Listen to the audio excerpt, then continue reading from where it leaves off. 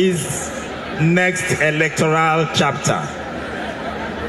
We have before you today leading presidential hopefuls and possibly take some questions from us. I shall now, as the time is spent, hand over. Nigerians are tired of listening to slogans.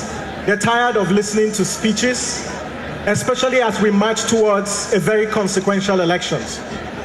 The big question for today is not who wants to be the president. The question is, president for what? And so in this session, we're going to be asking the presidential candidates not what they want to do, but how they're going to do it, how they are going to fund the reforms, but more importantly, whether they are able to provide some of the questions that Nigerians are asking. And the questions are simple. We want food, we want jobs, we want security, and more importantly, can we trust our institutions and whether our votes will count? So this session is not a campaign rally, neither is it an opportunity for rehashed speeches. This session is to interrogate some of the issues that you have put forward and see if we can have a conversation about the future of Nigeria. So I'm going to pose questions to our speakers, and at some point we will come to you for questions. Call you by your name, or I call you Mr. Okay.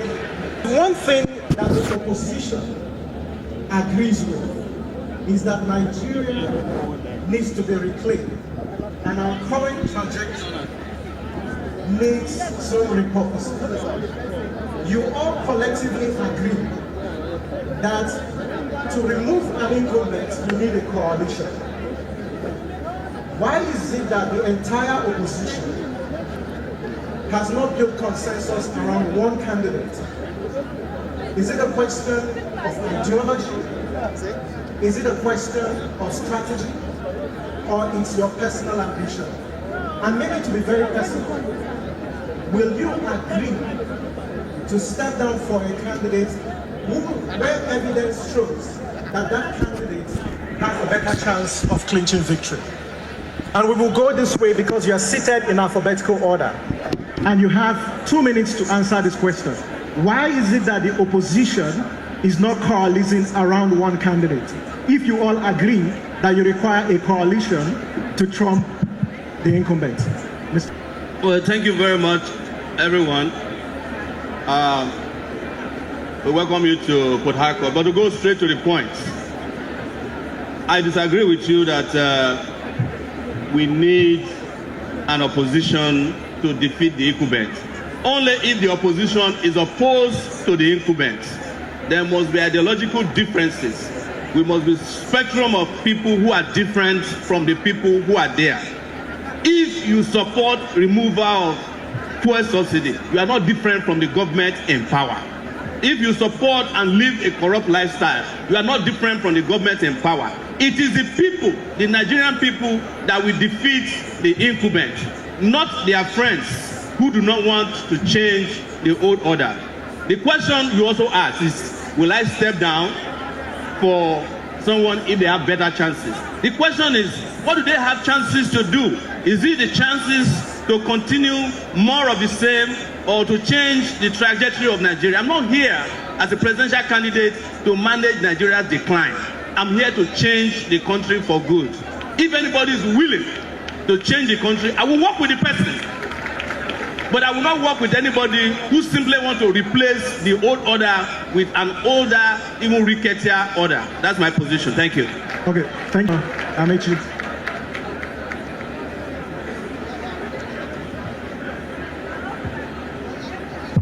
Well, I bring greetings from former Vice President Atiku, who has directed that I represent him in this conference. Maybe he chose me not only because I'm the vice presidential candidate, but because I'm also a lawyer. Coalition as it is today is difficult to achieve. If it is possible, I'm sure that Vice President Atiku will be willing to participate. But the difficulty in it is everybody has ambition. Nobody wants to give up. There are very few politicians who are in love with Nigeria. You can clap as much as you want. There are very few politicians who are in love with Nigeria. What the politicians are doing is just to come in and milk the country dry. I know the question that will come from one of you now will be, were you not one of them? Yes, I'm one of them. It's a quick question, I'm one of them, but when you go out to the street, as you live here, you will see 2 new primary schools I built. They've been abandoned.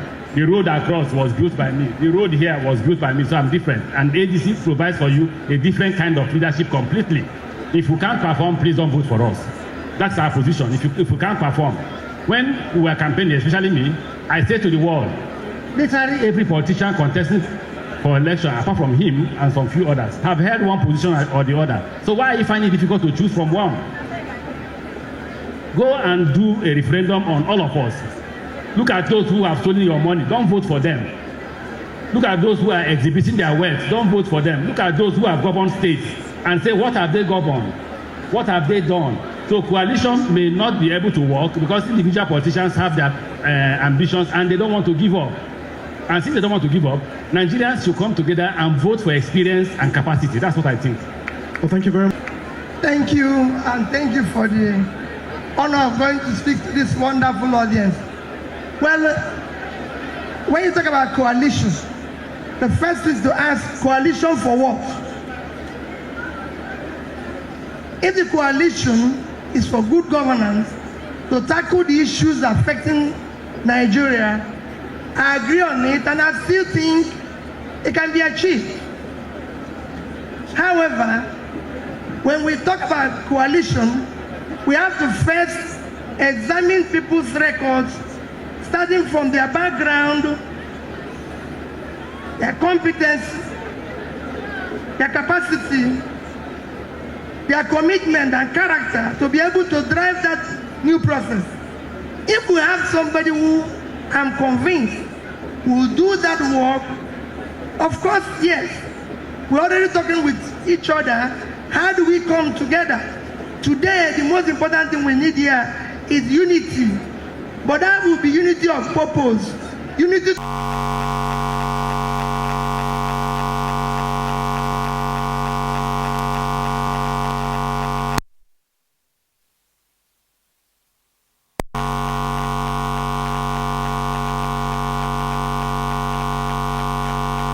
Referendum. We have all served in government. Atiku has served in government. Governor Peter Obi has served in government. I have served in government. All others, apart from he and this, assess us by our last performance and choose. Don't just go because you are from Ikure or you're from Momoko and choose your. Okay. No, that's why we're running down. Okay. Thank you.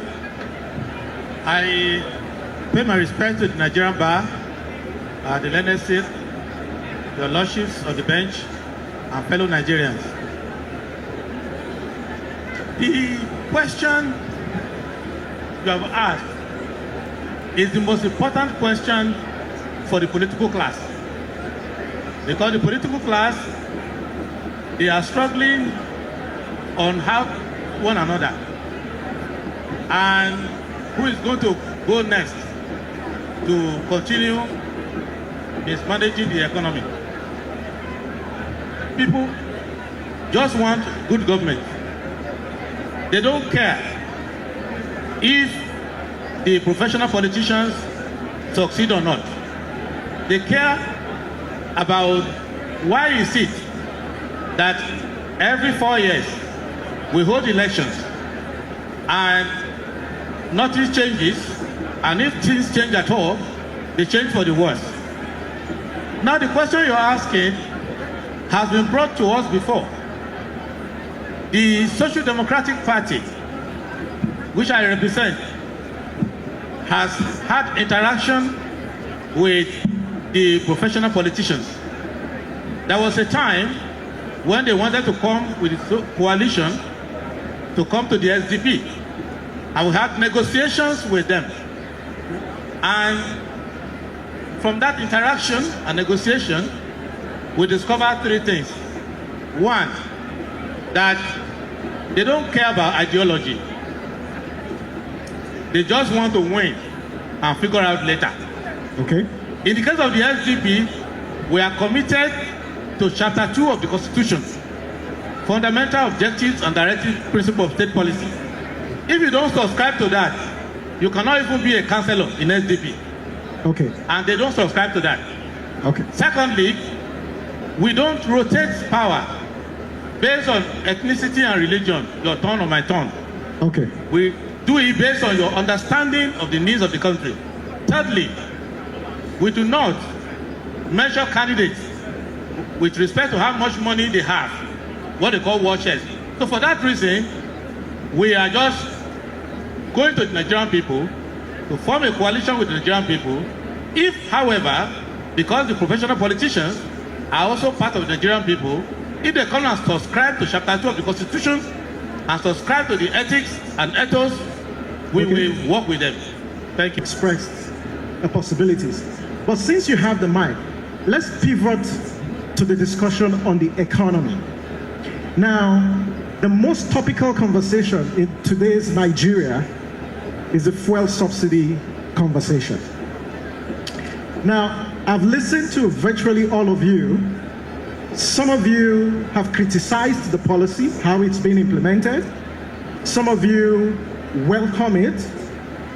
Last week, the federal government told us that they've saved about 15 billion naira from the subsidies. 10 billion goes to the states and local governments. To the federal government. My question to you, do you support the removal of fuel subsidy? If the answer is in the affirmative, is there something wrong with the way it's being implemented? And if your answer is no, what other policy options do you propose? Okay, we are back. You've got 2 minutes. 2 minutes. We are back to 4 years ago. 4 years ago, the issue was simple. We said no. We don't believe in the removal of subsidy at all. We said we don't believe. I think Showore of AAC said doesn't believe. So just to be clear, you don't believe in removal of fuel subsidy? No, it doesn't make any sense. Okay. And we predicted what would happen if you went into it. The rest of them, Governor Peter Obi said he will remove it. Atiku Abubakar of PDP then said he will remove it on day one. He will even sell NNPC together with it, and so on and so forth. We said don't do it. And we predicted everything that will happen, and they happen exactly as we predicted it. Now, so the issue of subsidy should not be discussed again, because if you have a patient that has constipation from not drinking sufficient water, and majority of doctors said that we should cut the appendix, and I said, no, don't cut the appendix. Just tell the patient to drink water regularly. After you have allowed the doctor to cut the appendix, another doctor will come and say, you want to join the appendix back. It cannot be done. You've already cut the appendix. The subsidy, so-called, has already been taken out of the budget. The so-called savings, which we knew would not come, has also been spoken for and spent. And additional subheads have overcome to the point where we are even in more debt than before. So the solution is that the Nigerian people interaction with subsidy is to lower energy costs. And I will give you 5 ways to lower energy costs without talking about subsidy at all. Because subsidy is like giving somebody a scholarship to a university that does not exist. The scholarship is useless. Subsidy is not the problem. It is the sustainable supply of petroleum products at a reasonable price with a stable exchange rate. That's what you need to deal with. All right, thank you very much. Peter Obi. Well, I subscribe and I maintain that you need to remove subsidy. Mismanagement of the proceeds should not be the reason for not removing it. What we should have done is that when we remove subsidy, we would have given the people alternative usage for the subsidy. What we have today is that that removal and the attendant resources being recovered is also being mismanaged and stolen. For example, we have received, according to them, 16 trillion. We will, I said it before, go to my manifesto and say I will remove subsidy. We'll do it in an organized manner, And whatever we recover will be invested appropriately. And I just give you an example because you have no time. Let's say you remove subsidy and you decided number one thing a nation needs to develop is health. And today our health is very poor, our primary health care is very poor, where we are now have more maternal and child issues than countries like India. Assuming, let me use 5%. You said that they saved 15.8 trillion. So call it about 16 trillion. So 5% of that is just about 800 billion. And if you decide today, our biggest problem is issue of primary health care. If you decide to put primary health care in each ward, just each ward, in each ward, today it will cost you, from our own studies, an average of 100 million naira for one. We have 8,809 wards. Call it 10,000. I use 100 million naira for each. It will cost you 800 billion. Okay. If you decide today, we have issue now with kidney dialysis. We have over 25 million Nigerians have kidney issues. To build a kidney center, you need 200 million. And we need about 1,000 centers when we have less than 200. We need about 5,000 machines when we have less than 800. It costs you 200 million to do a center, and it costs you exactly 10 million to buy one machine. So you need 250 to set up a 5,000 machine center, 1,000 center, and it's only 250 million times 1,000 is 250 billion. You still have 14.7 billion. So it's what you use the money for. That is the problem. Yeah, but we will use the money in an organized manner. But just to stay with or you save it. If they have saved the money and decide to do like any other country, we would have had $10 billion added to our sovereign wealth fund, which if you add it today, we'll be getting about $10 billion every month, which we can use for purpose. So don't say because people use the money they're supposed to utilize very well for party, and you say no, we should bring back. What I've said is that people in government have asked Nigerians to fast. Okay. They cannot be feasting when Nigerians are fasting. Yeah, but Governor Peter Obi, the government will tell with health. They will tell you they've rolled out several health programs. There's the health guards, there's the free cancer treatment. There are several health programs. I can tell you that there's none. I'm going around. I don't believe I physically go around. And I can tell you, we have less than 10 cancer centers in the whole of Nigeria. Okay, let's come to so your principal issued a statement just a few days ago, and it appears he has deviated from his previous position. Is that true? I want to address the conference standing. Nigeria is in a state of shock. Poor people are dying every day. The reason why people are dying is that when I tell Nigerian economists that we have no economy, they say it's not true, we have an economy. But an economy that does not provide money in the pocket of Nigerians is not an economy. Any economist who says we are making progress and there is poverty in the pockets of Nigerians must be a very bad economist. Now, let me give you figures. Now, currently, we have 11.8 million vehicles. Industries are not working, so we assume that consumption of the industries are not as much as the vehicles. Where is this subsidy money going to? It's going to the private pockets of your president. I call them Alibaba and the 40 thieves. If anybody goes into office as president and allows you to continue to suffer, the person is a wicked man. It will take us 2-3 years to be able to revert this economy to a productive economy. Anybody who tells you that is a magician. If he tells you that in 1-2-3 years he will turn the economy around, person must be lying. What Vice President Atiku is proposing is not to deviate from removal of subsidy or not. He's saying that in the first 4 years that we take up back this office, we will put money in the pockets of Nigerians to be able to buy this fuel. And we're not funding. Can you listen? Can you listen? Thank you. Please, can you listen to him. Thank you. I'm coming to the how. The how is we will encourage local production. We will only subsidize local production.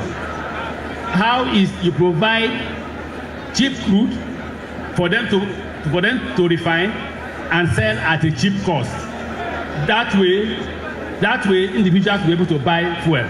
Now, when they are not able to provide subsidy to provide for cheap production, what happens? You are paying more for electricity, you are paying more for transportation. Everything in the economy is running helter-skelter. We will provide you with all the necessary tools for subsidy for only local production to encourage employment, which will create jobs. Okay. Whoever says it's not possible should wait and see. Okay. Thank you very much. Please, I'd like to make a passionate appeal. Those of us who are standing here, we are recording emergency situations. People are collapsing behind. Please, we plead with you, if you can create space so we don't record to economy. Your turn. We're talking fuel subsidy.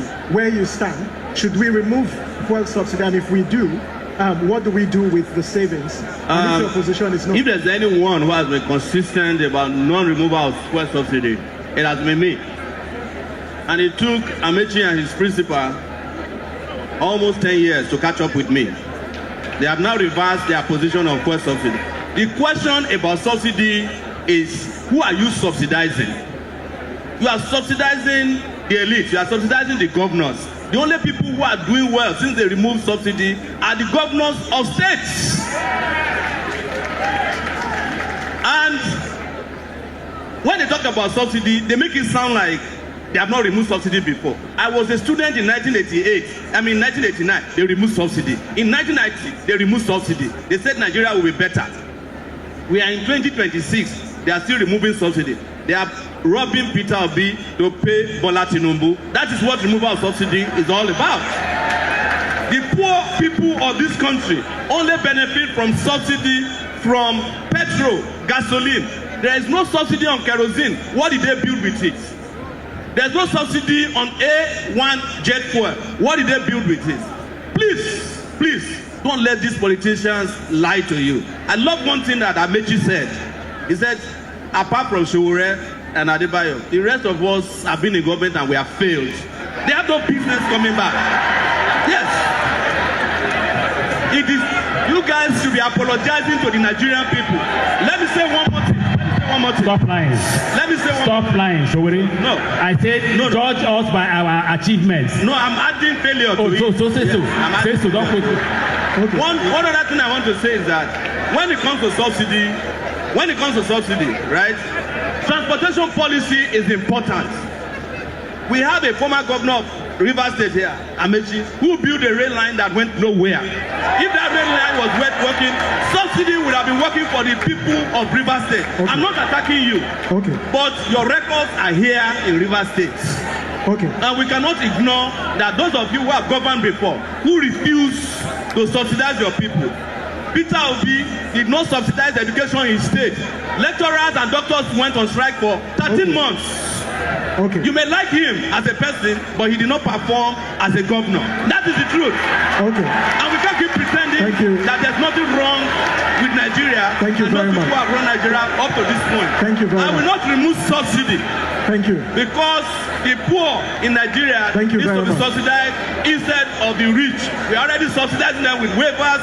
We are subsidizing their lifestyles. They are driving convoys and big stars and air jets. Thank you. We have a duty to return power to the people and subsidize the poor. Thank you very much.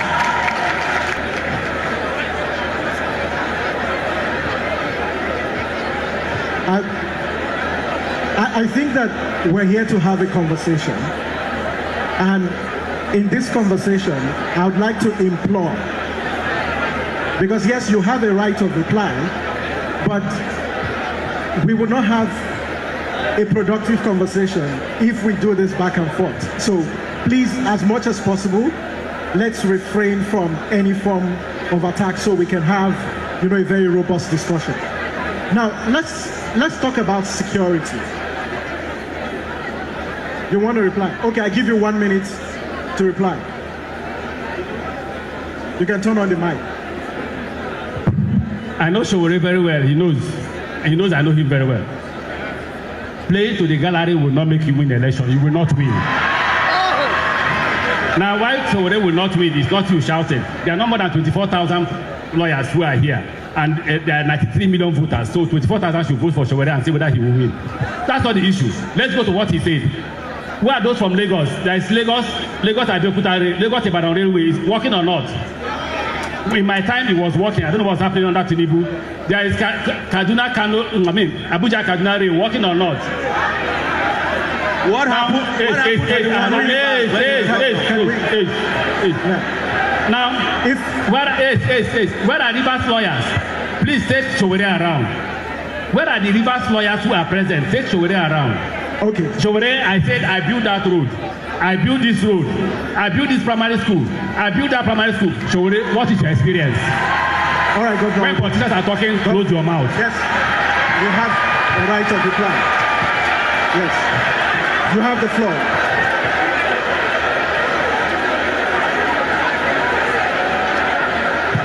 You have 1 minute. 1 minute. Thank you very much. Let's listen, please. Let's listen. Thank you. Let me join others in standing up. Please, mine will not be, I'm not answering, I'm not defending anything. I'm happy that most people from around here. Thank you. Doctors will on strike for 13 months. The only thing doctors have never said is why they went on strike. If anybody here can tell me why doctors went on strike, then I defend it. When I became governor, there was no single school of nursing accredited in Anambra State. Our university did not have a teaching hospital. Our hospitals were not accredited. And I decided after several months to deal with our doctors. When I put money in general hospitals, they transfer it to somewhere else. And I decided, I'm going to work with the agencies, schools owned by the churches, hospitals owned by the churches and everything. And I started funding them like ENU and everything. The judges said, I'm supporting private sector. And we had a disagreement. If the doctors were very effective, in 13 months, there was no mass death. That means something is missing. Because after 13 months, we are still alive. Okay. And they were on strike. Today, go to Anambra State. We have the highest number of schools of nursing, midwifery, than any other state. We have three teaching hospitals. 3 teaching hospitals from our own university teaching hospital to Iyenu, to Boromeo, that teaching hospital today. Because of that decision I took. So it's very simple. If I get into government, anytime the sectors will annoy. Okay. If annoying them means that we will do well, okay, we will do that. Thank you very much. Thank you. Let's talk about security and state capacity. And I'll begin with you, Prince. Now, successive governments have made investment in security. Whether it's increasing defense spending or different programs that have been introduced. Today, the Global Terror Index puts Nigeria as the 4th in the world. In other words, Nigeria is the 4th most terrorized country in the world. Now, the 2026 budget puts funding for security at about 5.43 trillion. Cumulatively, over the last 5 years, CJID reports that we've spent over 6 trillion. In fact, recently, we are told that 31 states of the Federation have spent over 252 billion just addressing local crimes and insurgency at the state. What is your take on the state of security, and what alternatives do you have to address the security challenges that Nigeria grapples with? Thank you. First and foremost, the theme of our own campaign is farewell to insecurity, poverty and insecurity, and they are linked. Now, once you start to interrogate security with respect to what is in the budget, you have three problems. What is being put in the budget is not for security. It is for the spending of those who are in government. That's number one. Number two, the insecurity in Nigeria. No, but how do you say it's for people in government? Because we buy arms as a country. Can you substantiate that? If you have been reading EFCC reports, Yes. you will see the reports there that shows to you that the money budgeted in the name of security is going to everywhere except security. It's going to buy vehicles, campaign for election, do prayer in Saudi Arabia, do prayers here, sharing, and EFCC is seizing assets, all of them, up and down.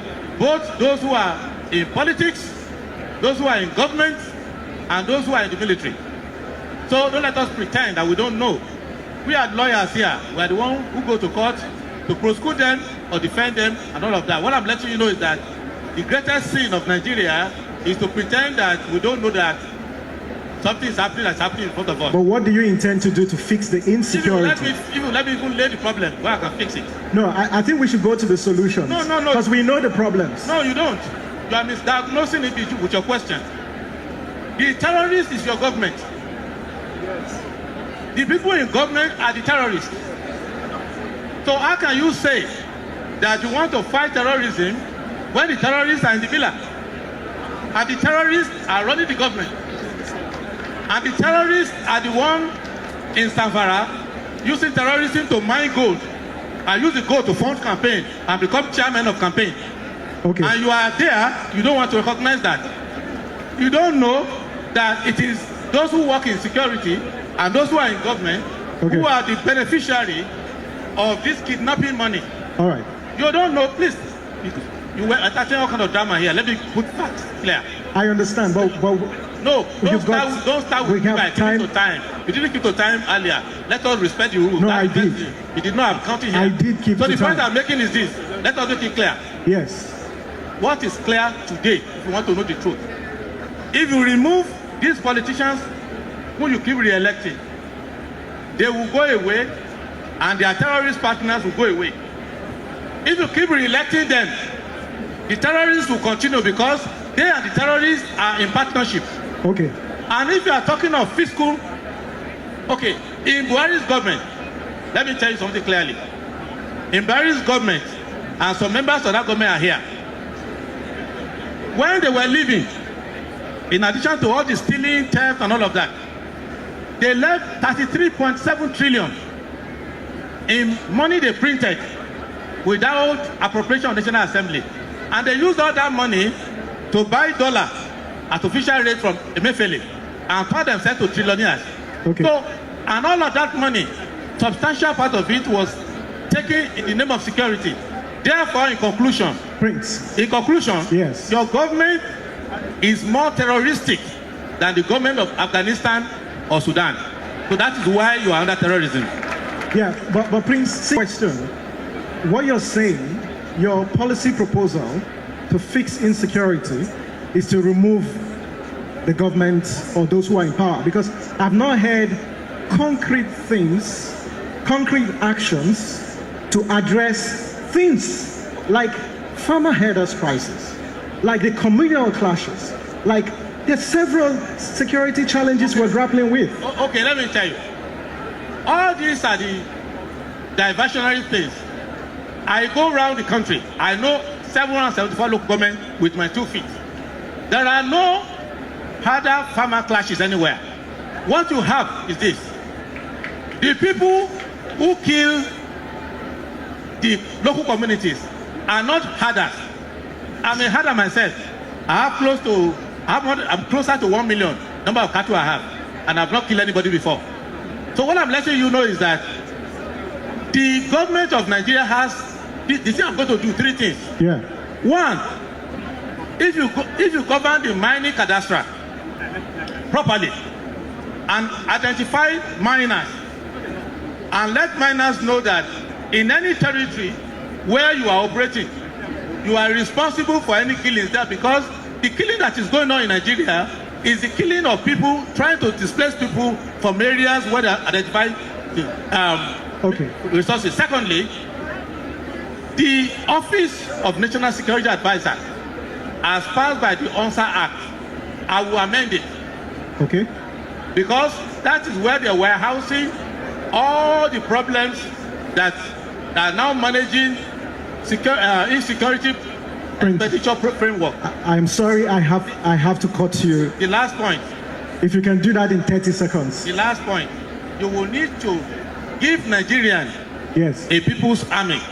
I will reorganize the armed forces, not the empty creation of divisions by President Tinubu, where a whole division is not up to the strength of a brigade. I will create new divisions so that the people of Nigeria in Rivers State here, they will be the one running the armed forces to protect them, as in England, in Germany, in many places. All right. Those are the things you would do. But if you have terrorists in government, thank you very much. Any of these things. Yeah, thank you very much, Governor Peter Obi. Well, it's a very simple. For me, we have a very serious insecurity problem, which there's a lot of things people can look at. But my own method of looking at it is, first, you need to do a comprehensive overhaul of study of our strategy to security problem today. You need to audit the architecture that is driving that strategy and look at security from human security. So if you are going to deal with the issue of security, you have to do it from 2 areas. A, you need to look at the issue of poverty. Start tackling poverty and joblessness. The more you put people out of poverty, the more you reduce insecurity. It is a known fact everywhere. 2, when you now do that, you now look at the criminality, some of which my brother has mentioned, and said on issue of your resources, when you start dealing with the issue of corruption or how people get their resources, you again give it a blow, and you need to look at your alignment between your security forces, staff them properly, make sure they are taken care of properly, and support them. With that, you will address insecurity considerably. Also, supporting local vigilantes. I can tell you, as governor in Anambra State, we pay directly from office of the governor for vigilantes in each community, what each community pick up, arm their people, and that was how we were able to manage insecurity. And that you can do nationally. Deal with the local communities. They know those who are criminals among them. But you need to pull people out of poverty. You need to realign your strategy. You need to support communities. You will reduce it drastically. Thank you. Thank you very much. I will plead with you to give me more time. The reason why I'm pleading with you is that I'm the only person who has fought insecurity amongst all of us here. When I took over as governor of Rivers State, it was a no-go area. Nobody could visit, and I took a decision. What decision did I take? I withdrew all soldiers from roadblocks. Go back to your barracks. And they did. And the GOC was scared and was mad. He said, why? I said, I know what I'm doing. The first thing I did was, I agreed with Governor Peter Obi that insecurity is a product of poverty. So the first thing is not physical policing, is economy. What did we do? We decided to build over 500 primary schools. For each primary school, you employ 50 persons. We decided to build over 300 health centers. For each health center, you employ 50 persons. We decided to build over 200 roads. For each road, you employed 500 persons.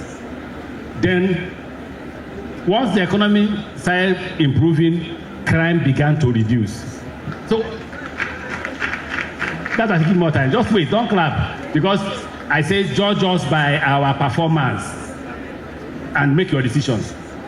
Now, after that, what did we do? We engaged the Nigerian security. What's the problem?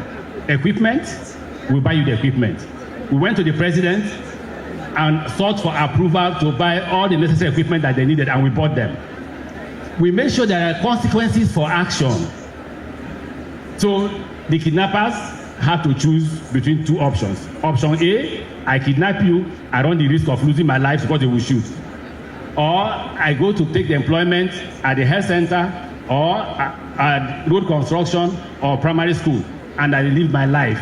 And they were paid monthly. At the end of every month, everybody received the salary.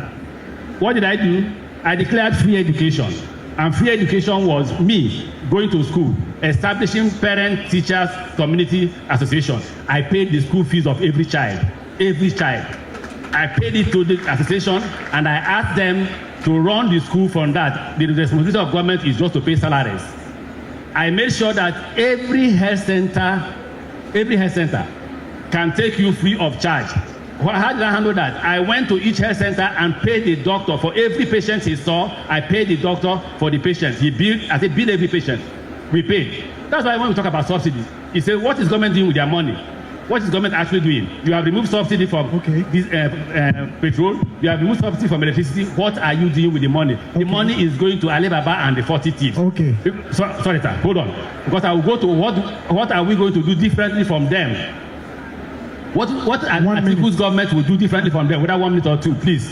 It's about policy. It's not about coming here to showcase. Now, what will the government of Atiku going to do differently from them? If we ensure that we deal with the economy that puts money in the pockets of individuals, then we'll go back to what they are doing now, what Buhari did. What did Buhari do? He got Chad, Benin Republic and others to work together with us. Intelligence gathering, being able to identify these criminals. But if you don't put money in the hands of Nigerians, no matter what you do, crime will be on the rise. If today lawyers can't pay their salaries, if you're not careful, some lawyers will become criminals because crime pays. When you do that and you begin to identify intelligence, key. When I was governor, I knew where everybody was. I knew who was doing what. I knew who entered a hotel and came out of a hotel and anywhere he went to. And that information was passed to me every day, and I knew what to do. Thank you. 13,200 teachers at a group. I'm going to go straight to my solution to security. Because not only did I study security, I covered the security in Nigeria, I identify the problem. There are 3 stages to solve this problem. The first, of course, is to stop the bleeding. And by this, we must motivate our security agencies. We must provide internationally based standardized system of security. I'm the guy who said I will employ a drone as the Minister of Defense. I'm not joking. I hate the bureaucracy that caused the problem of insecurity in Nigeria. But most importantly, nobody wants to go and die for you when you are paying them 56,000 naira per month. I'm talking about security agencies. I'm the guy who proposed 500,000 minimum wage, and people said it will cause inflation. And I'm asking, why is it that when your senators who do nothing are taking 30 million naira per month, it doesn't cause inflation? Why is it that the governor can steal 1 trillion naira that we all know it doesn't cause inflation? It's only when we want to pay workers who are risking their lives that we talk about inflation. The second aspect of it is, of course, a medium-term process, which includes the job of you lawyers, enforcement of our laws, so that people who perpetrate insecurity don't get away with it. And I'm talking about not only the kidnappers, but their backers. I know, and I agree with my friend, the lawyer there, Adewale, that Nigerian leaders are criminals. They are involved in insecurity. They use their houses, their vehicles, they use their influence. If a major kidnapper is arrested, all these governors can confess to you, they were former governors. The people that intervene on their behalf are rich people. They are the ones who bail them out of the police station. They are the ones who make sure that the legal system doesn't work again. You lawyers know this. You know it. You confront these problems when you are litigating and prosecuting. Some of you participate in it. I'm not accusing you lawyers of participating in crime, but some of you do. You help them escape justice. Don't stop me, because you don't stop the big men. I did stop. Yes.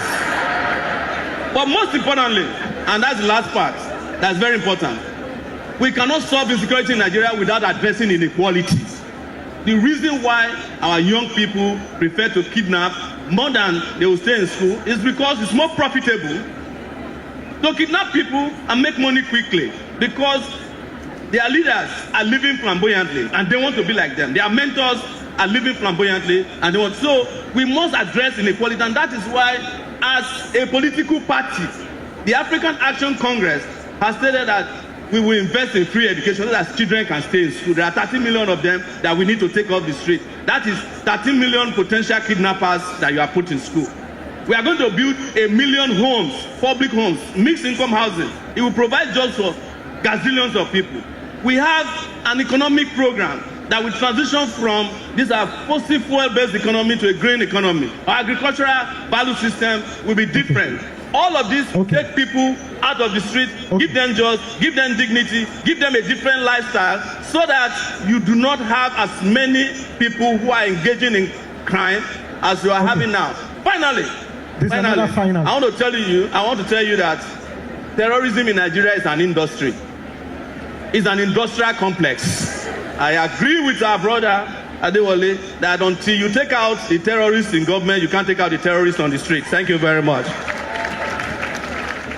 Can you hold your mics? And I just want to ask you, I mean all of you, if you can hold your mics, I want to ask you this question. Do you support state police, Prince? I have said it, and I keep repeating it. It's a very simple constitutional issue. We are in a divided...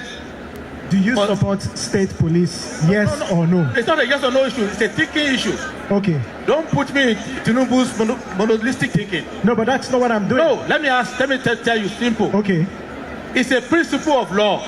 Yes. That the sovereignty of Nigeria is divided between federal, state, and local. The legislative power includes the power, or should include the power, to police. Any level of government that has the legislative capacity to make laws should have capacity to create a police to enforce that law. It is not a political slogan. If I can make laws, I should be able to create police to enforce my law. No level of government should depend on another level to enforce its own law. If you come to Rivers State and kill somebody, it's against the laws of Rivers State to kill somebody in Rivers State. Rivers State should not need Abuja to help them apprehend you.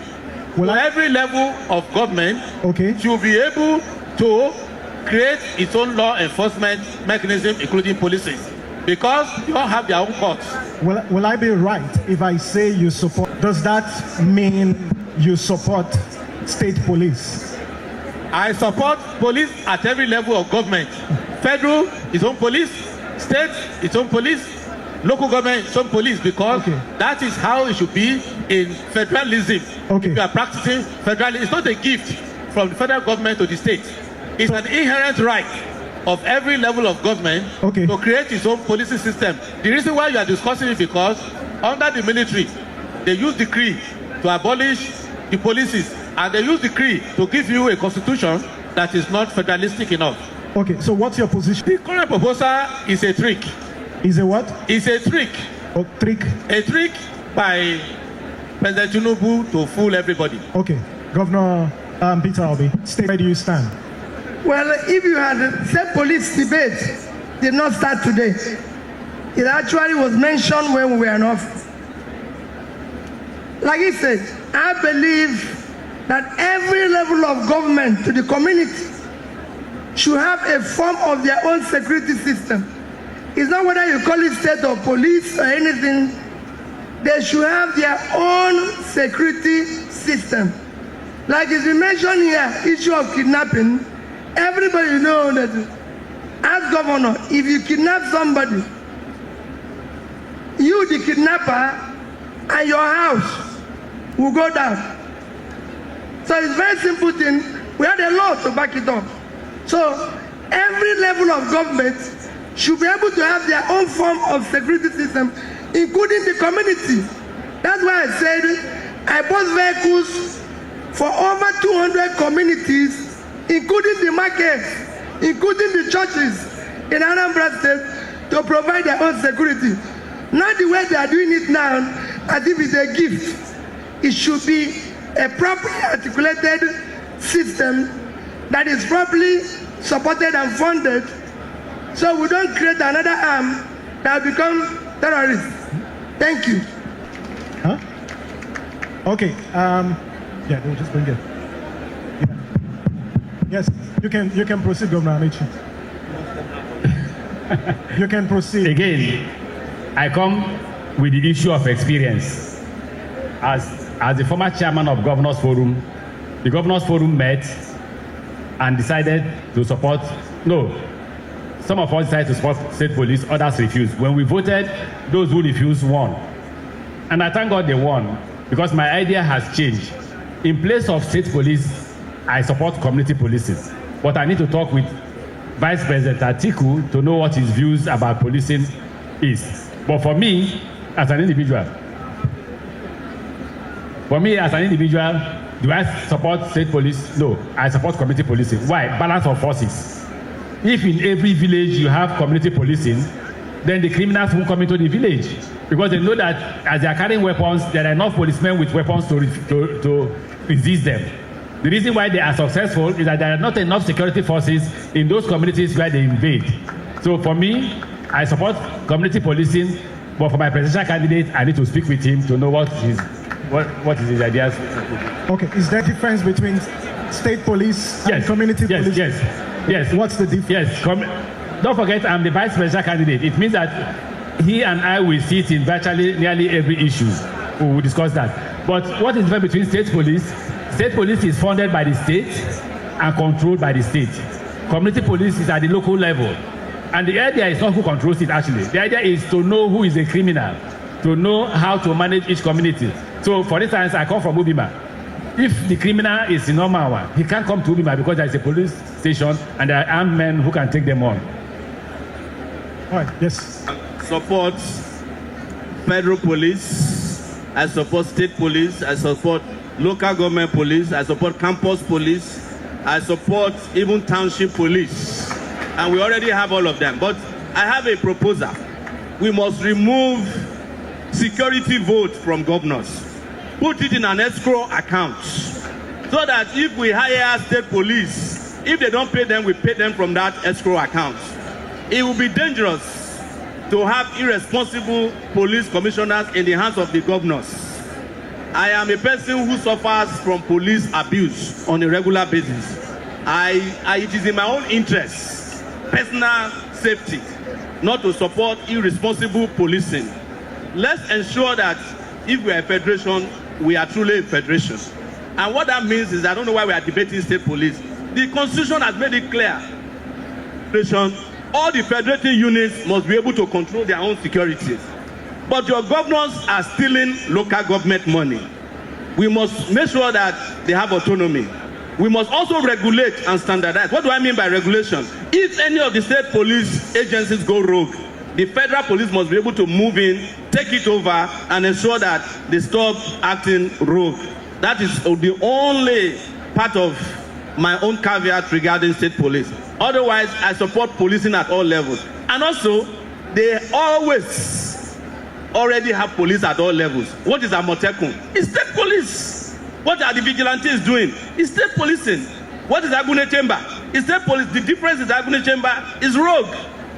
We need somebody who will be able to go there and control them if the governor is misusing those powers. That's the only difference. Okay. But I want to tell my friend, Governor Amaechi, since he's not in touch with his presidential candidate, join us. You have lost touch with your presidential candidate. It's not too late to join our party and let us liberate this country. But you will not be vice presidential candidate to me. We have already chosen one. Thank you very much.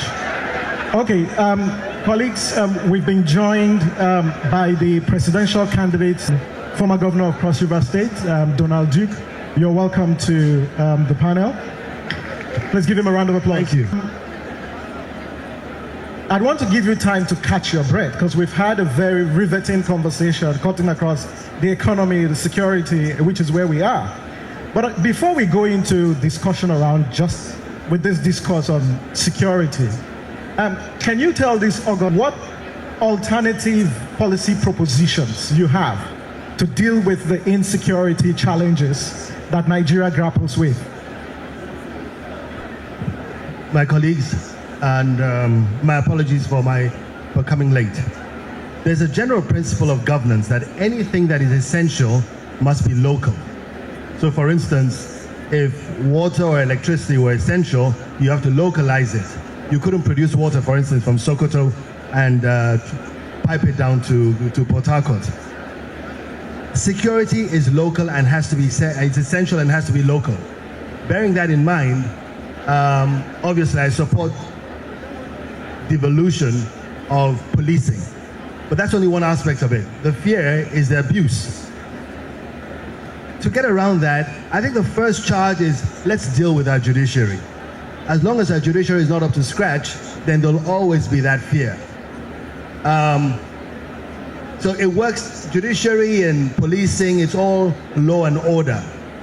If we don't get the judiciary right, where there's recourse to abuse, because it will be abused. Even the federal police is abused daily.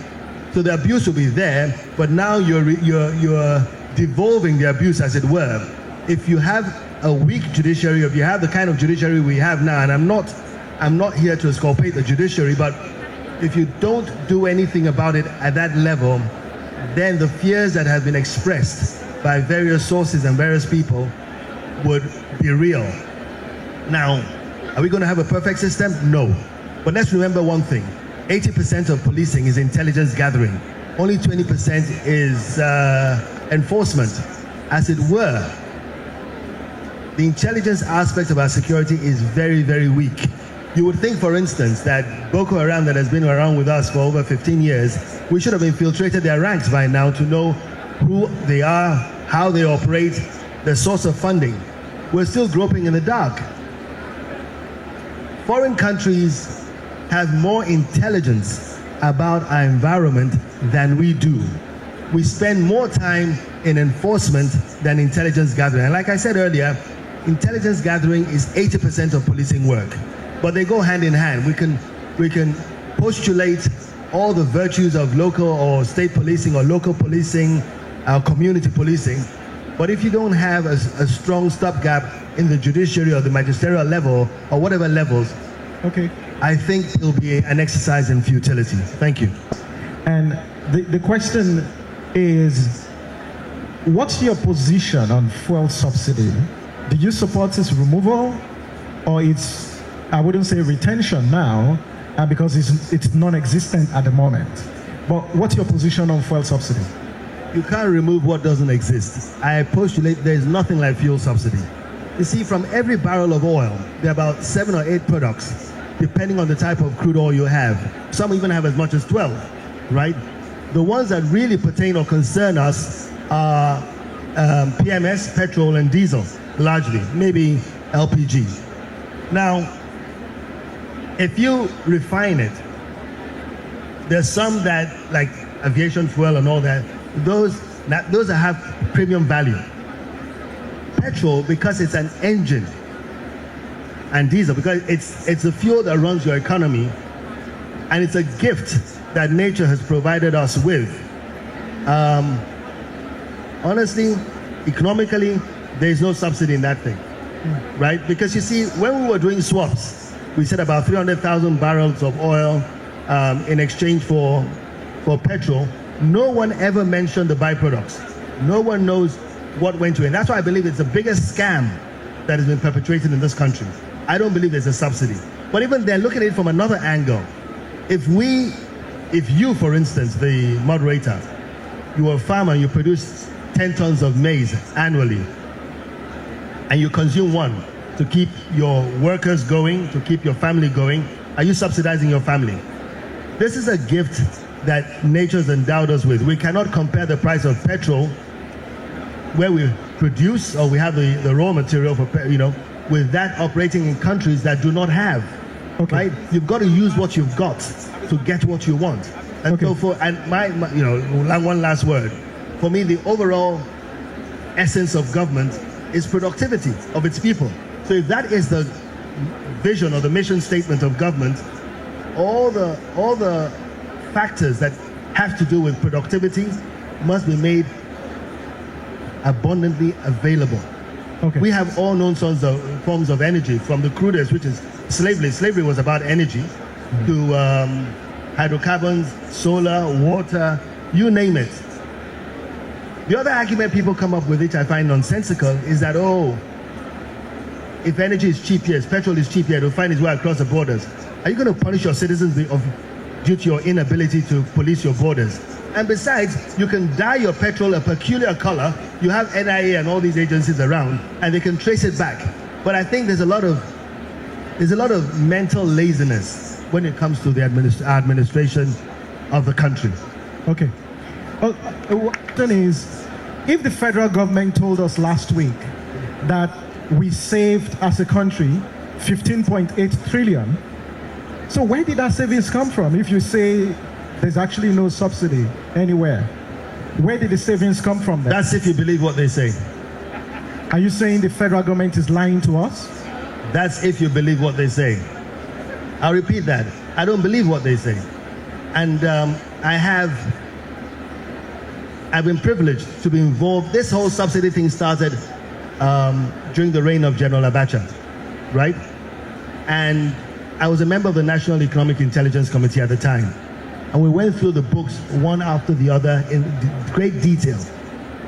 You can sell petrol in this country at 200 naira a liter if you wanted to, because there are other products to be sold. And besides, it's the engine of your economy. The inflation you fight today is, you see, look, the central bank puts interest at 30-something%. That is negative for productivity. And they'll tell you it's based on inflation. It's not the interest rates on the banks that cause inflation. It's the ballooning of government. Okay. Spending recklessly and not investigating the things that really cause. Our monetary policy and fiscal policy are disconnected completely. One works against the other. Okay. National.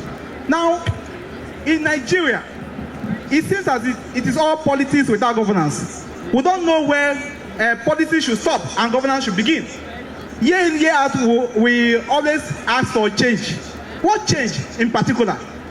Now, we have candidates, very intelligent, bright candidates. I must give kudos. I'm Cross River. I'm the former governor of Cross River State. Yeah, I must have to acknowledge that. Now, we have very intelligent candidates, Mr. Peter Obi, and the likes of, and everybody. But the question is this. Thank you.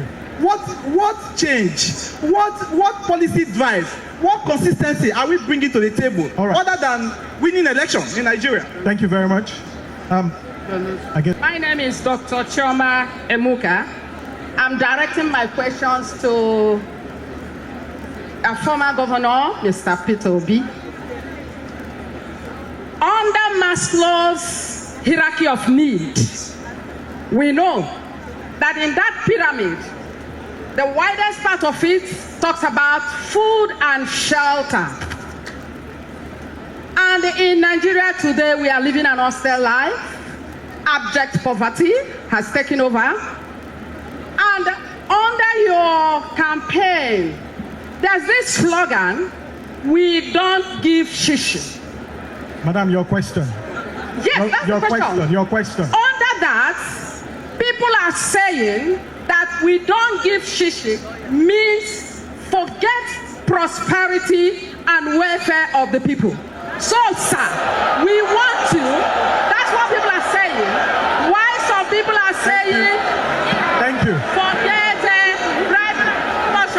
Thank you. Throw my mic on it. Thank you, ma'am. Thank you.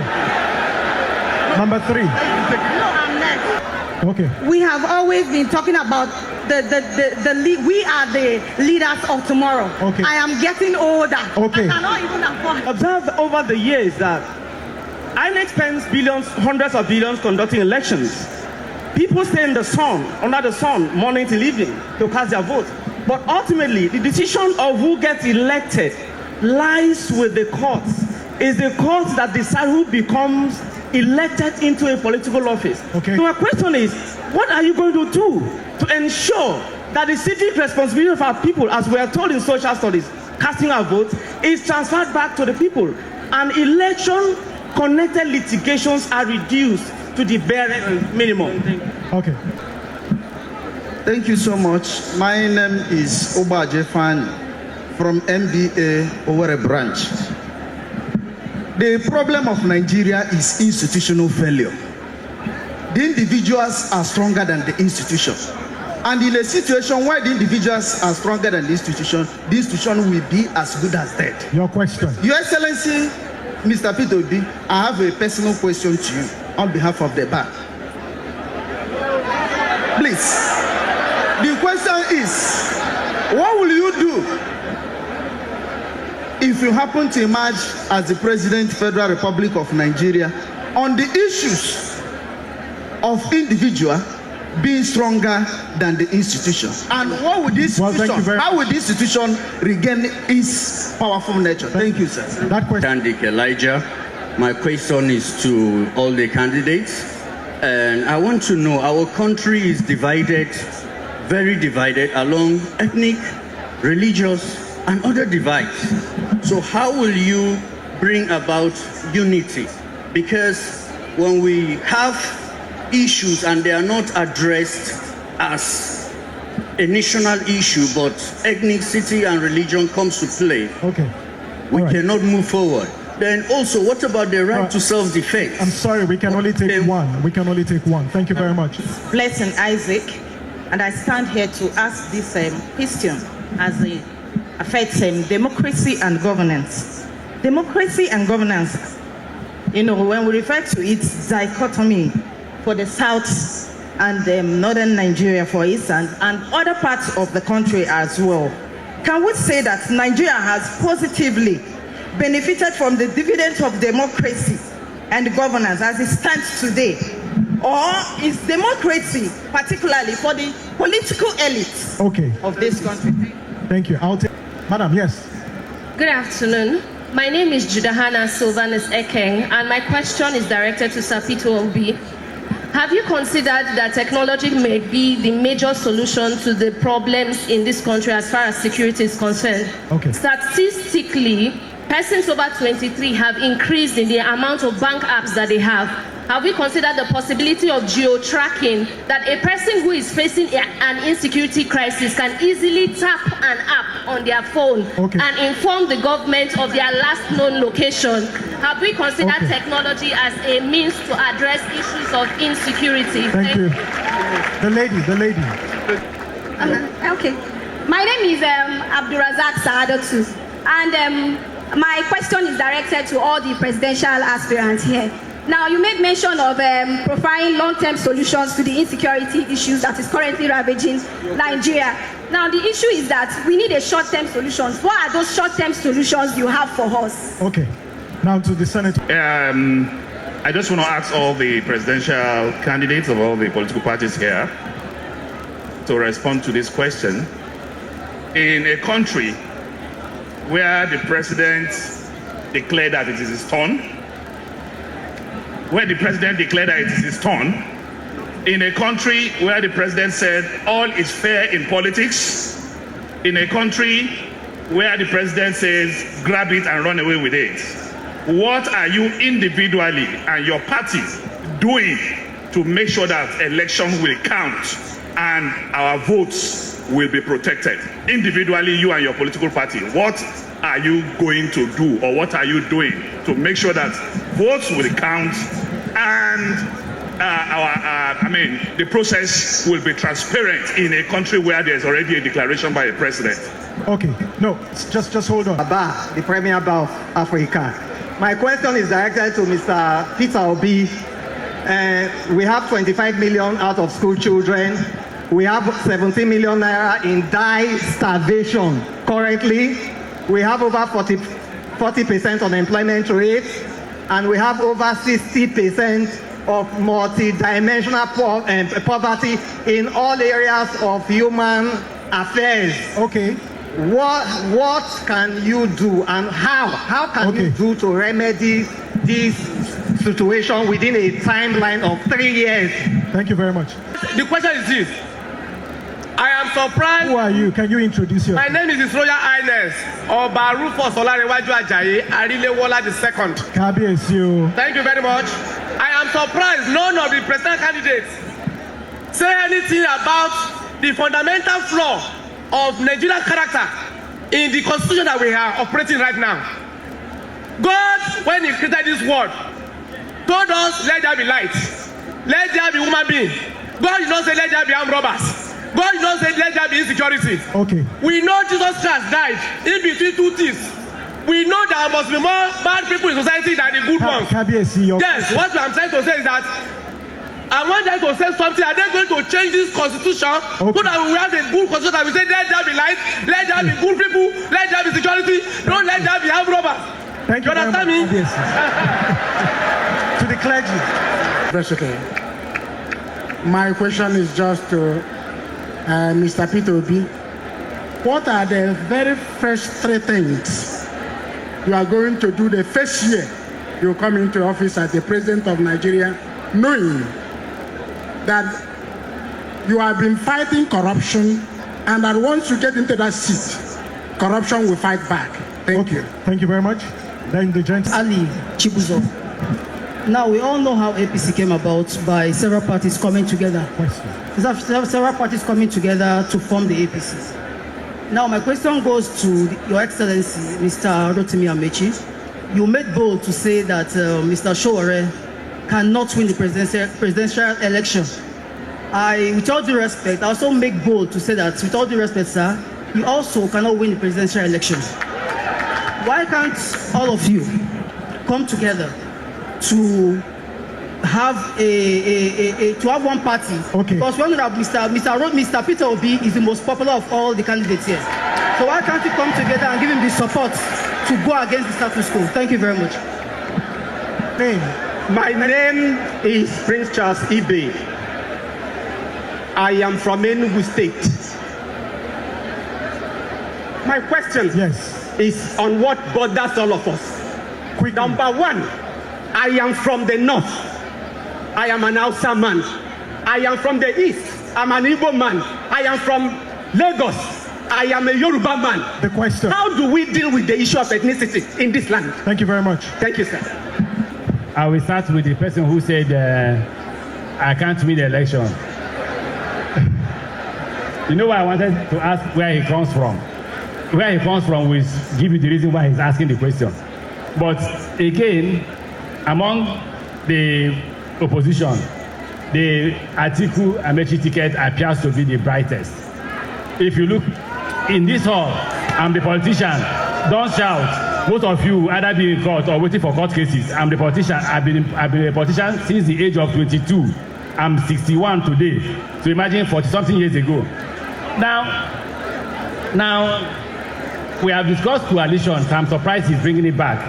I will say to him, we are working hard. We need him on board to ensure that Atiku Amaechi ticket wins the election.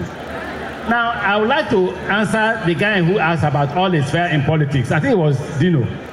What the president has done is that the president has declared war against Nigerians. He says all is fair in politics. And I agree with him. All is fair in Nigerian politics. We will not come to court. Don't bother your head. Don't bother yourself. Election will be won and lost on the field. Because the president has said you must win on the field. Because the court has become unnecessary arbiter of nothing. So I agree with the president that he says all is fair in politics. You saw Osun, right? Citizens had their own matches had their own ballot papers, had everything to themselves, right? If INEC man comes, they say, show us the result sheet. You must show the result sheet. If you don't show the result sheet, there will be no what? They won't let you do. When they finish seeing the result sheet, they say, show us the ballot papers. You show the ballot, but they count the ballot papers. When they finish counting and it's the same, they say, okay, let's start voting. After voting, what did they do? They say upload. Citizens' rights and citizens' enforcement of law. They say upload. They say you can't upload here. The one I love most was in Osun. They hired a bus, put the man and the policeman inside the bus and drove into where they can get service to upload. When he uploaded, they left him to go. We will decide the president of Nigeria. You know why? Ali Baba and the 40 thieves will not allow you to win. Because stealing is become a culture. I'm a student of culture. So the only way you can stop a thief is by making sure he does not win. Okay. That's my response to that. Unity. Check the ticket. Atiku and I are the only detribalized Nigerians on the ticket. Check Atiku. Check all his appointments.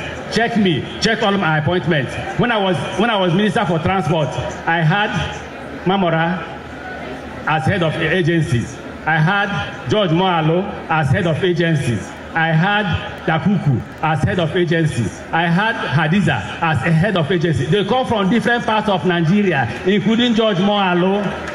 I am not President Tinubu. I won't appoint everybody from River State. Neither will Atiku appoint everybody from the north.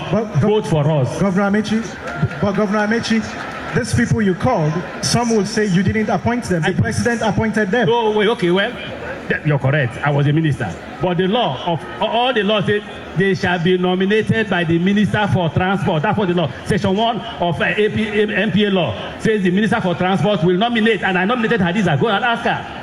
And when I felt I was tired that she was not doing what I wanted her to do to get MPA to grow, I removed her and I went to the president. Okay. Asked George Moalo. I nominated George Moalo as listen. When he walked into my office and said, "We are being cheated from the southeast," I said, "What are you being cheated for?" Say no appointment. I said, "Okay, get ready. You will get an appointment." And he did. Go and ask Mamora. Mamora was my mate as speaker. I told Mamora the best I can do for you is head of agency, and I did. So come on. Okay. The same with Atiku. Okay, thank you very much, Governor Peter Obi. Well, we are only told to answer. We are going to answer the questions that are direct to us. The first is somebody who talked about poverty. Nigeria, let me start by telling you, Nigeria is not a poor country. Nigeria is poor because those of us who are leaders are stealing the wealth of Nigeria and driving Nigeria into poverty. We can decide Nigeria is poor today because it's not a productive country. Somebody came here and talked about hunger. Yes, today Nigeria is one of the hungriest countries of the world. We got worse in the past 3 years, where we now move from where we are to 109 in the hungriest country. Some of you might not know that in the past 2 years, Ukraine, that is at war, gave us grain to fight hunger. We are hungry because Nigeria is not a productive country. If we decide today to invest in critical areas of development, which include pulling people out of poverty, by investing in agriculture, we can make more money from agriculture than we make from oil. Countries are doing it. And I'm going to use 1, 2, 3 countries around us to show example. Today, our most staple food is rice. Nigeria produces less than 10 million tons of unmilled rice. A tiny country like Bangladesh produces 60 million tons of unmilled rice, almost 10 times what Nigeria will produce. Bangladesh's size is 148,000 square kilometers. That is the size of Bangladesh. That is the size of our two biggest states. Niger State at 76.3 and Borno at 70.8. Put together is 147,000. So these two states are about the size of Bangladesh, and Bangladesh have 170 million people. Is heavily dense. So we have the space. Today, we are having problem with Borno State because we have Sambisa Forest. Sambisa Forest is a land occupying area of 60,000 square kilometers. That's 3 times the size of Israel. Israel is exporting food. Israel is 22,000 square kilometers. If you times it by 3, 66. We have one state that is listening. We can produce food, but people don't want us to produce food. We can go on and on. Ethiopia is exporting tea, coffee. Everybody, Sierra Leone, small countries. We have Taraba, 54,000 square kilometers. We Mambila that can produce tea. Nobody is doing that. We are going to share oil money. Tiny countries like Netherlands produces 120 million ton, 120 billion euros of agricultural material. Without water, there are 33,000 square kilometers. Niger State is 76.3, so it's 2.5 times the size of Netherlands. I can go on and on. So we don't have any problem with poverty. Okay. What we have is that we need to move the country from consumption to production. When you have people stealing public money, let me tell you what you do. You kill entrepreneurship. Okay. Because people are making money without contributing anything. You kill professionalism because people are making money without producing anything. You kill hard work. That is it. Okay. So that is not that particular question.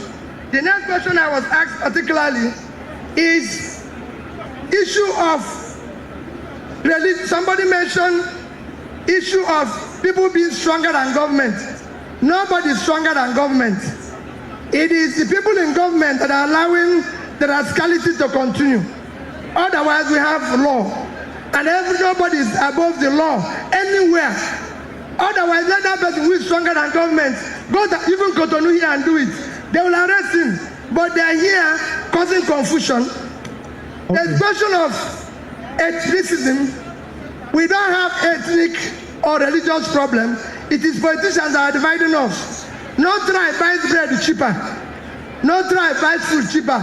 It's politicians that are dividing us because we don't want to be divided. And finally, all is fair in politics. Yes, all is fair in politics because when people have broken the rules and everything, today in Nigeria, we have a situation where we are saying, what is our qualification to be president? None of you know. What is qualification to be president of Nigeria or governor? Nobody knows. It's in the constitution. No, it's in the constitution. Our own National Assembly said that forgery is not an offense in electoral matter.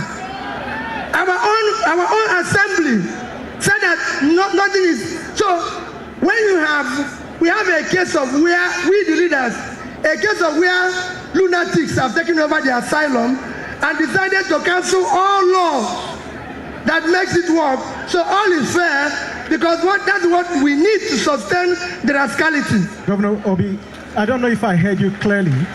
Did you say the National Assembly said funding is not? Is that what you said? Forgery. It's not a... Huh? Yes. Funding? Forgery. Forgery. Oh. Forgery is no longer an offense in electoral matter. So because of it now, we have all is fair. You can't have it anywhere.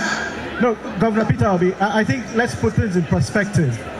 What they did to the Electoral Act was to say that non-qualification was no longer an election petitions matter. That is forgery. That is it. No qualification. So there's no qualification. That means all is fair.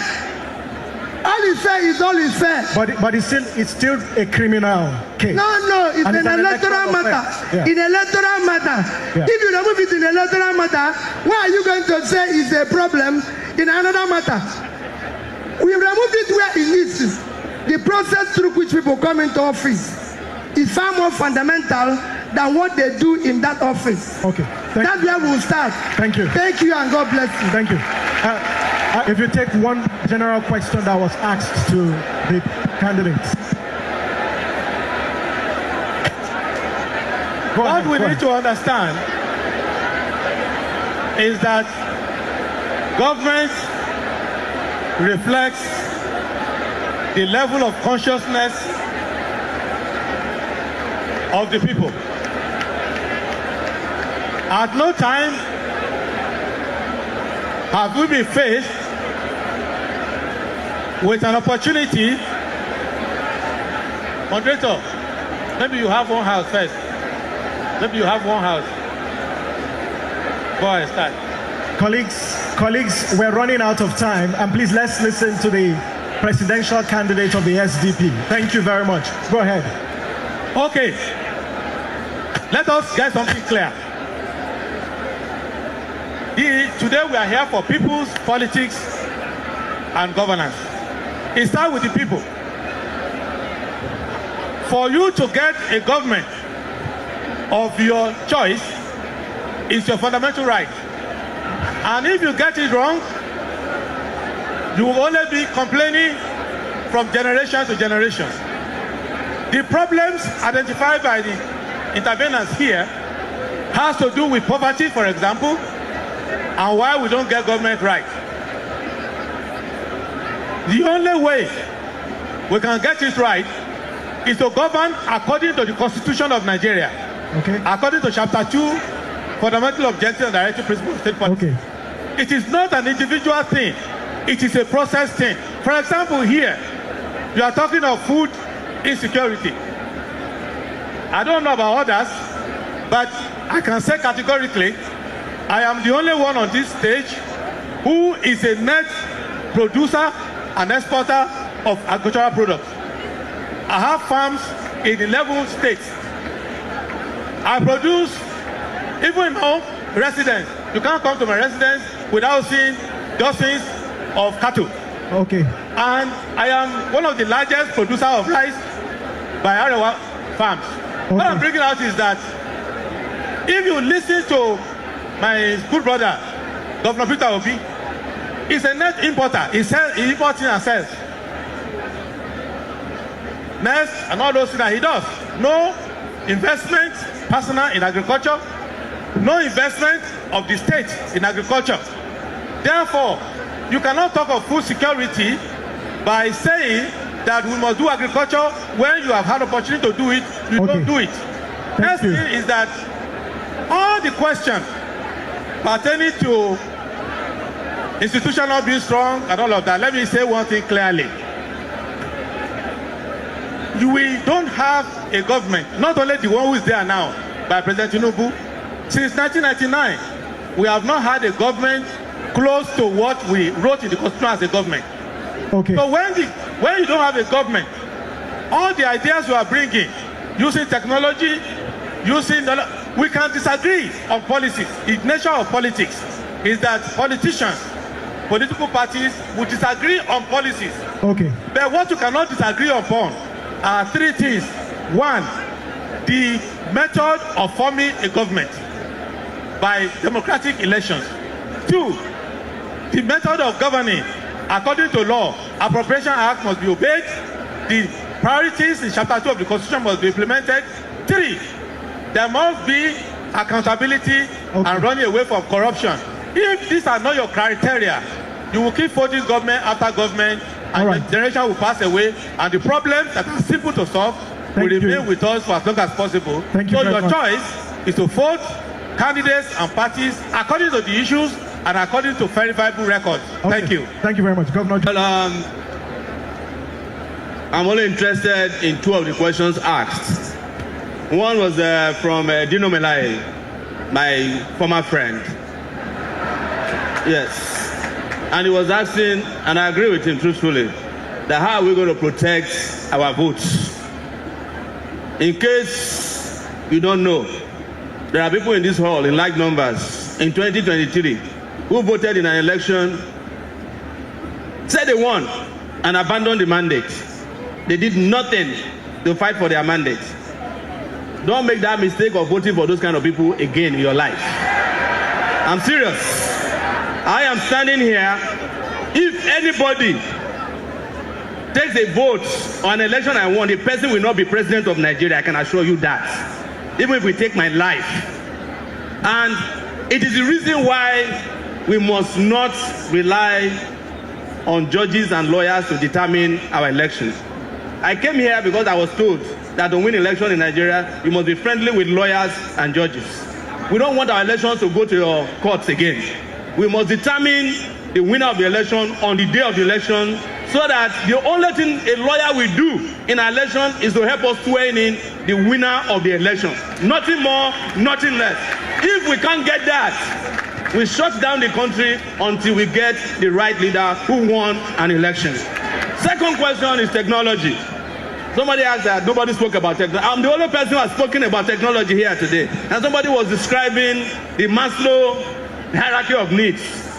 The one you know is outdated. The Maslow hierarchy of needs today, the number one need in that hierarchy is internet, data. Without it, you are dead. And that is what we want to bring into our country, to bring about a new economic order that is driven by cutting-edge technology. Our security, our food production, food security, even the calculation of how much we make, revenue and how it is leaking, will be done by blockchain technology. We are no longer going to rely on men in Agbada to be doing our accounting. They are stolen enough. Finally, and I promise you, anybody who stole from Nigeria in the past, I will make them vomit it as the president of Nigeria. I will create a special account where you will vomit the money, and we will use it to train our children that you deprive of education. We'll use it to pay. Don't stop me. When I'm talking about very important issues, you want to intervene. No, don't do that. We will use it to pay for our pensioners, our teachers, our soldiers, our policemen. It is not a cliche. People stole and ruined this country. We cannot be pretending that we will be friends with them when we are in government. Yes, we will be friends with you when you come forward, confess, and relinquish what you have stolen. But we will not be friends with you because you join our political party, which is what the ruling party is doing. By the way, some of the people on these people were part of the ruling party before. They can be APC tomorrow by the time you wake up. Vote for the guys who have ideas and who have the courage to protect their ideas and create a brand new country. Vote for Sowore, you will never regret it. Okay. No, I said start from Sowore. No, I didn't. Anyway, the audience, lest we forget, my friend, the vice presidential candidate for APM, lest we forget, is my friend, was DGSSS that tried to shut down the National Assembly. And I remember another friend of mine there, Gbajabi Amila, I recall him trying to jump the fence at the onslaught of his men. So let's be careful what we pray for. Having said that,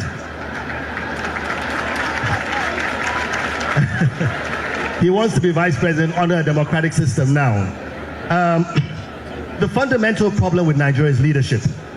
And we are gathered here to determine what will be the appropriate leadership. If we get the leadership right, literally everything will fall into place.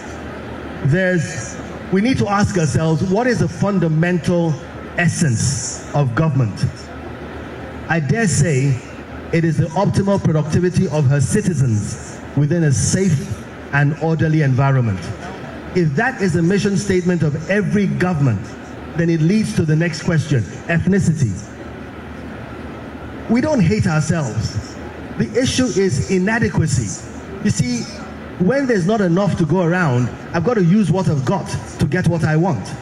So in the face of the broad and general inadequacy in our society, I'm going to pick my tribe as an advantage over yours, or over my competitors, or my religion. So if we are able to build a country that can adequately cater for all of us, who cares if you're from the north or the south, or you're Hausa, you're Igbo or Efik or whatever you are? Who cares what religion you belong to? That's private to you. So until we address that, the issue of inadequacies in our society, in our country, ethnicity, religion, and all that has to do with it will come to play. In my state, Cross River, there are 29 ethnic groups, and they play each other because there's not enough to go around. Okay. The next thing, no, Can this be the wait. Can this be the last, please? No, well, the last, please. Okay. Someone asked about coalitions. Let me say this. We operate a democratic system, fine, but there are two types of governance systems: the presidential, the parliamentary, and a hybrid sort of. The presidential works efficiently when there are two major parties, because there's an opposition. In the parliamentary system, you can have several parties, and that which has the majority in parliament produces the prime minister. But honestly, and I agree with this question, we all have to come together to operate the presidential system, not just this run of 27, but generally going forward. Okay. There was some sense in the government setting up SDP, NRC. Unfortunately, usually the parties that set up the government and not the government that sets up a party. So that was a twist to that. But really, for our presidential system to work, there must be two major platforms. Thank you. Thank you very much. And you have 2 minutes. 2 minutes. Distinguished ladies and gentlemen, permit me to do what I don't really believe in doing, but sometimes it gives me an escape route by stating that I stand on the already established protocol. You know, sometimes from my background, when you say you stand on something or you agreed with something, if you don't really know the details, I think it is like trying to commit suicide. But all the same, I think in this very distinguished gathering, I can afford to just borrow and say I stand on the existing protocol which was established in my absence. I would like first of all to apologize for not coming on time because I spent almost 1.5 hours between the gate to this room. It's not really my fault, but I think because this gathering is a very important one to all of us in Nigeria. So please forgive me for the late coming. Before I attempt to maybe say 1 or 2 things on the questions, I would like to maybe again borrow from my background as a social scientist. In Nigeria, we are very, very happy to jump into a debate or a conversation without really understanding what the topic is or what the subjects are. Here, I'm referring to the fact that we are all in agreement that there is a problem in Nigeria. But the question, which may sound so simple, but still very difficult to answer, and which is still not yet answered, is what is the problem with Nigeria? We even have some books written by very eminent Nigerians trying to, understand or tell us what they think the problem of Nigeria is. I was able to hear some issues being mentioned about corruption, ethnicity, religion, maybe injustice generally, and maybe to some extent also lack of adherence to the rule of law. But if we are really still to ask, have we gotten a definition of the problem with Nigeria? If we are not able to do that, maybe that is the starting point, especially for those of us in opposition. We seem to understand the problem, so to speak, but the way we act differently, which means our belief and our understanding of the problem is not really what we think it is. So maybe we'll try in the next couple of months, since the campaign has started, to do what Governor Peter Obi said, but I don't want to set another debate because we have been very close with him, even before I ventured into politics. In our convention in Bauchi about 2 weeks ago, I said as the chairman of that convention that we are set to reset. Now, I heard Mr. Peter Obi some few days ago when he gave a press conference talking about redesigning or resetting Nigeria. So at least you can see that the opposition are coming closer. And maybe there are a lot of other details that we may need to sit down and thrash out. But when you talk about 3 top priorities, sometimes I don't know what is sacrosanct about 100 days. I've been trying to follow 100 days since maybe the time I was in school. But then the argument being pushed forward don't seem to tally. Why 100 days? If someone is elected in Nigeria, is supposed to spend 4 years. But now somebody is saying 100 days. And there's no provision that if you don't really perform within the first 100 days, there is any sanction that is reserved for you. And we're not even near any election. Not even to talk of like the way they do in the United States midterm. Our election is first and last when the term expires. So, but 100 days, to answer the question, the first and most important thing to do is to be able to pick people in the cabinet that have quality and that have capacity. Not people that you like or people that you feel should be close to you. We were there, we knew the major problem of democracy in Nigeria from the onset in 1999 has been continuous ignorance of security vetting reports being put forward to executives, whether at the state level or even at the national federal level, where people that are about to be nominated to sensitive offices may not have a favorable vetting report, but they will still go ahead using their executive power to appoint them. And that is from day one that government has been doomed to fail. Okay. We have witnessed it, we have seen it. So of what essence is the vetting report? And again, when you are looking for people to place in government positions, you have to really look at the background very well. Anybody that is being touted for appointment can be placed in government, but let him be placed properly. But taking a square peg in a round hole is not really the best for us. And again, within the first 100 days, the rhetorics about whether you want to reverse a major policy that has affected life or whether you want to sustain it, again, that is something that cannot be said in a superficial manner. Okay. It is something that ought to really be even subjected to a debate by the larger Nigerian society or community.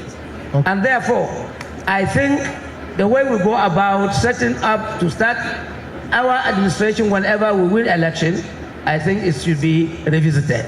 Okay. And then lastly, no, it's fine. You've answered all the questions. okay. Lastly, due to time, I would like to say we have an issue in this country.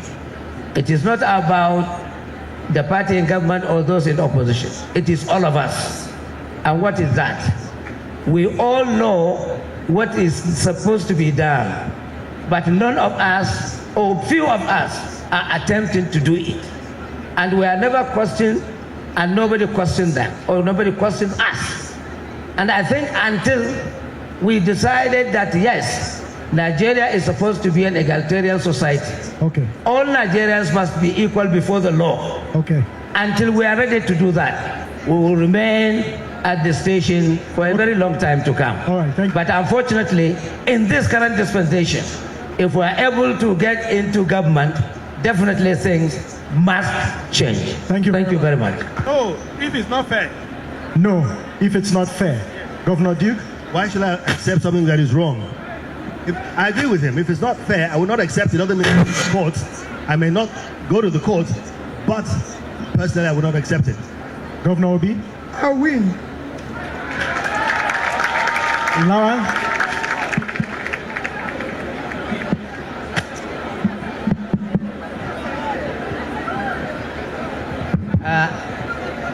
definitely, if it is free and fair, we will accept. If not, we will not accept. Dr. Amechi, there will be no need for the question. We are the most tribalized candidate, if you look at where we're coming from. So we win. We are not Yoruba, we are not Igbo, we are not Hausa, we are Nigerian candidate. There is no way we can win if we don't fight. And there's no way we can lose since we are fighters. Yes, we will win. No, we will not accede if it's not free, fair, and credible. Thank you. Photo shoot for all of us. And Mr. Clement Umoese, and please may you come up to make a presentation of the souvenirs to them. Please, can we just stay for the, no, wait.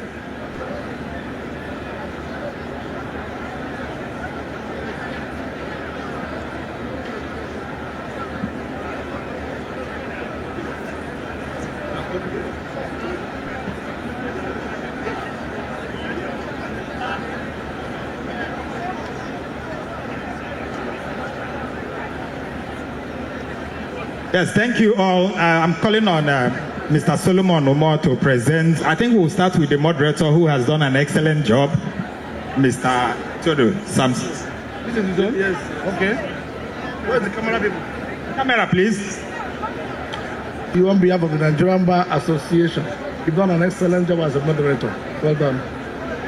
Thank you. Next person is Mr.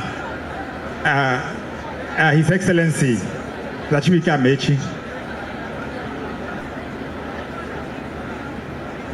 Your Excellency, I have the I have Your Excellency Chibuike Amechi, Right Honorable. I have the singular honor and privilege of presenting this to you for your participation and contribution in this occasion. Nigeria is evolving. I wish you the best. So when they say, why are we being called Excellency? I say because he has not run an election before, so he wouldn't know what's going on. I think he has run. And we... Comrade, I have the singular honor and privilege of presenting this to you on behalf of the Nigerian Bar Association for your participation and contribution in the very seminal discussions we've had. We hope, pray, that all of us will learn lessons from this, and I wish us all the best. The reason I told Amechi why he should not answer Excellency is because they have not done anything excellent in this country. This to you on behalf of the Nigerian Bar Association for your contribution and Nigerian Bar Association, for which you are one of us. I have the singular honor and privilege of presenting this to you for your contribution in that seminal discussion. Nigeria is an evolving democracy. I wish us the best.